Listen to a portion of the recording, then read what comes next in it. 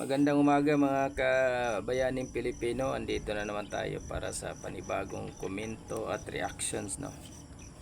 Regarding doon sa 4.5 billion na confidential fund ng ating presidente, BBM. So sa itong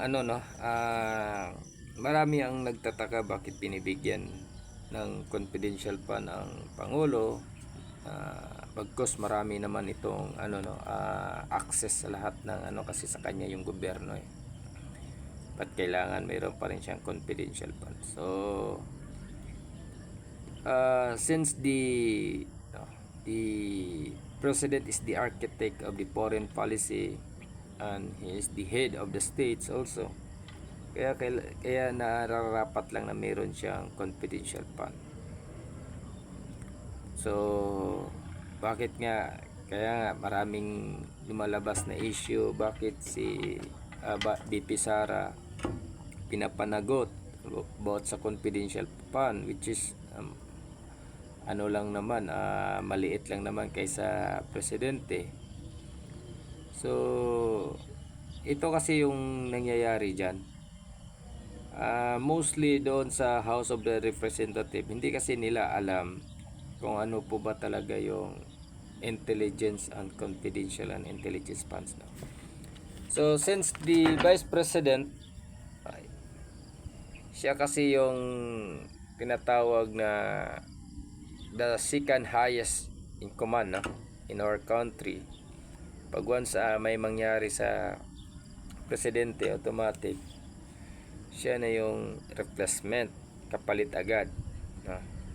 So preparatory, no, siya lang yung inaano dyan.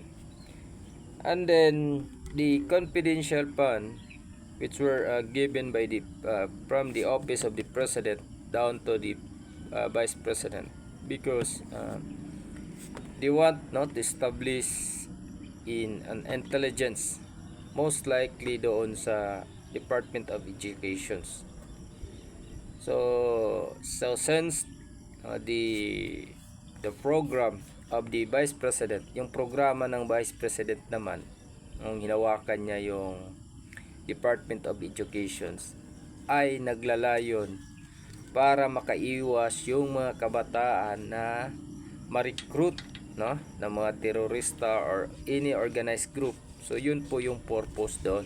Kaya binigyan siya ng confidential fund ng President Bongbong before, para gamitin iyon sa pagpangalap ng mga informations against to the communist, no, terrorist group na patuloy na nagre-recruit ng mga kabataan sa kanayunan, no? Kaya ang ginawa ng Vice President, nilaan niya yung confidential fund, para yung mga confidential and intelligence fund, para mangalap ng mga informations. So since aplikado na yung oras, sa panahon, yung buwan, ang mangyari kasi doon, pag once hindi mo maubos yung pondo, ibalik mo, no? Ibalik doon sa kung asan agency ang nagbigay sa iyo, or else ibalik sa and then that is the time that, no, na naman ulit ng panibagong fund para to continue, no, i-program. Yun po yung dyan eh. Ang nangyari kasi, so nagastos ng Vice President yung pera para lang, no, punduhan yung mga intelligence personnel, no, to ng mga informations against the organized syndicate group or communist and terrorist group, no? So yun yung nagiging isa sa purpose doon. The same also sa presidente. Pero ang nangyari kasi, na-focus lang sa Vice President ang issue, gawa nga ng siya yung magiging successor if in case na may mangyari sa presidente, ang Vice President automatically ang magiging successor. Kaya, and then at the same time, ang Vice President kasi galit siya sa mga leftist group. Kaya ito mga leftist group gumagawa talaga ng ingay para pabagsakin if pin down ang Vice President para hindi na makatakbo sa susunod na eleksyon. Ganun lang yung kasimple. Kaya binanatan nila ng binanatan ang Vice President, no? Inaano nila, ina-address nila lagi, no, yung issue about sa confidential funds, yun sila Mary Grace Piatos, and then so on so forth, no. Yan yung mga pangalan, mga code name ng mga taong nasa loob ng agency. Gumagamit sila ng mga code name para hindi sila ma-identify as much as possible. Kagaya sa mga leftist group, no? Si, halimbawa, Bernabe Boscaino. Oh. Sino po ba si Bernabe Boscaino? Siya si Commander Dante. Andito pa yung nasa Quadcom dati. Juma Season. Oh. Ang daming mga na hindi lang, no, yung nasa military personnel ang gumagamit ng mga code name, even the leftist group, no, yung mga sindikato gumagamit din yan sila ng mga, even the security gumagamit din kami ng mga code name. So Alpha 1, Sierra 2, Sierra 3, that is a code name, no, kasi that is a part of our job, no, to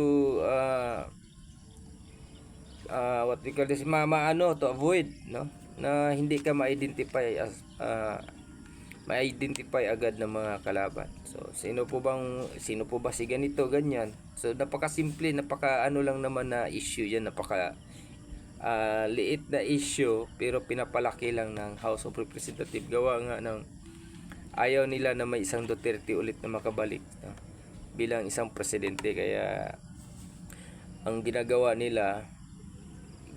talaga nilang political persecutions, no. Kaya yun yung ginagawa nila ngayon. So since may ambisyoso din na isang tao na nakaupo sa House of Representatives as an speaker, kaya bumabanat din siya. Itong mga tao naman niya, pira-pira lang naman ang labanan dyan. Ikaw ba naman, bibigyan ka ng ganong kalaking halaga, di ka ba tatahimik? Di ka ba susunod at susuporta sa taong di ba? Kasi sa panahon ni Duterte wala naman silang napapala. Kaya yun, no, nila kung bakit may malaking confidential fund ang ang presidente, kasi nga siya yung architect of a foreign policy, no? And then at the same time, as the head of the states, kailangan niya talaga ng ganong pondo para, no, ng mga informations. And then at the same time, magagamit nila pag halimbawa may mga banta dito sa bansa, no, may mga trades or so on so forth. Yun yung pondo. Pero yun nga, pinagtaka nila bakit sobrang laki.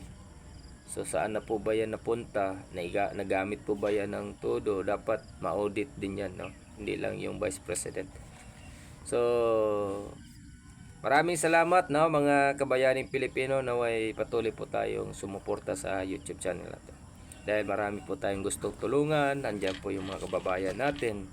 Dahil sa ating programang May Liwanag ang Bukas, gusto natin bumili ng mga solar panel para matulungan natin sila. Lalo na yung mga kababayan natin na gumagamit pa rin hanggang ngayon ng mga gasera sa malalayong lugar. So hanggang dito na lang po. Maraming salamat. God bless to all.